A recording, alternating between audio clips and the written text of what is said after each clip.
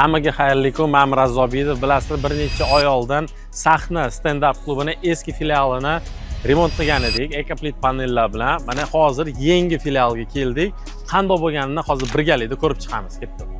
Tak, bu bizda kirvurish qismi ekan. Zamonaviy remont qilishgan ekan. Garderob.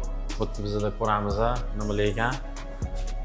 Hop, bu yerda bizda birinchi mini zal, bilishimcha, juda ham loft stil bilan milliy stilni birgalashtirgan holda juda ham chiroyli zal chiqqan ekan. Dalish ketamiz.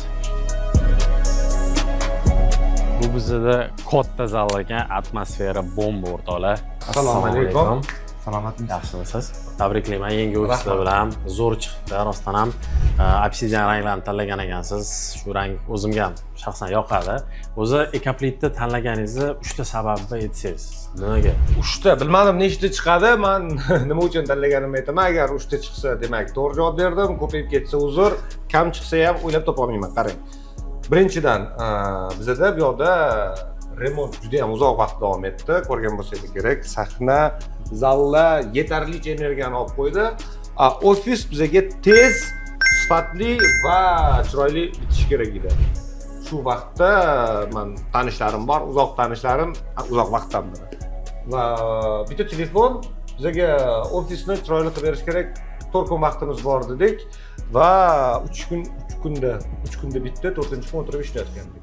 Birinchidan bu men to'liq ishondim, ofis bo'ladi, boshqa masalalarga bemalol sho'ng'ib ketishi mumkin edi. Ikkinchidan, bilaman, xohlagan dizayn tanlasa chiroyli qilib berishadi. Men dizayniga aralashganim ham yo'q, shunchaki menga chiroyli ofis kerak dedik bo'ldi. Va uchinchidan, bu tezlik juda ham muhim, chunki bir yildan keyin bitadigan zo'r ofisdan ko'ra hozir bitadigan chiroyli, shinam va qulay bo'ladigan bo'lsa, men ikkinchisini tanlagan bo'lardim. Ofisinglar bilan yana bir marta tabriklayman. Rahmat. Bu yoqqa emas, narigi zallarga kelib turinglar. U yoqda bo'ladi. Обязательно hammani taklif qilamiz sahnaga. Kelinglar, o'zinglar ko'rib ketinglar.